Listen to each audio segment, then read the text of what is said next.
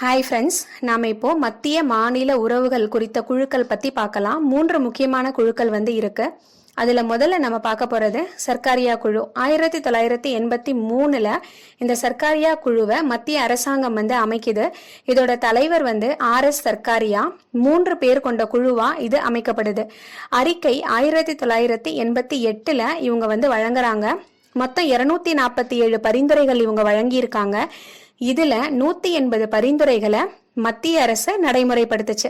இதுல ரொம்ப முக்கியமான பரிந்துரை எது நடைமுறைப்படுத்தப்பட்டுச்சுன்னு பாத்தீங்கன்னா, விதி 263 கீழ் மாநிலங்களுக்கு இடையிலான குழு உருவாக்கப்பட்டுச்சு. ரெண்டாவது ராஜமன்னார் குழு. 1969 தமிழ்நாடு கவர்மெண்ட் இந்த குழுவை அமைக்குது. இது ரொம்ப முக்கியமான விஷயம். ராஜமன்னார் குழு சென்ட்ரல் கவர்மெண்ட்னால அமைக்கப்படல, தமிழ்நாடு கவர்மெண்ட் தான் இந்த ராஜமன்னார் குழுவை அமைச்சிருப்பாங்க. தலைவர் பாத்தீங்கன்னா PV ராஜமன்னார். இதுவும் 3 பேர் கொண்ட குழு தான். அறிக்கை 1971 தமிழ்நாடு கவர்மெண்ட்டுக்கு இந்த ராஜமன்னார் குழு சப்மிட் பண்ணுது.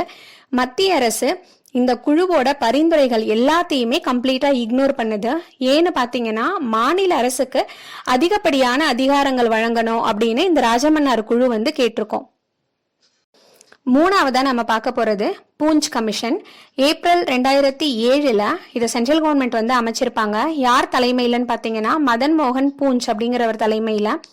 எதுக்காக அமைச்சிருப்பாங்கன்னா, தற்கால அரசியல் பொருளாதார மாற்றங்களுக்கு ஏத்த மாதிரி மத்திய மாநில உறவுல என்னென்ன மாற்றங்கள் கொண்டு வரணும் அப்படிங்கிறதுக்கான பரிந்துரைகள் வழங்கணும்னு கேட்டுதான் அமைச்சிருப்பாங்க.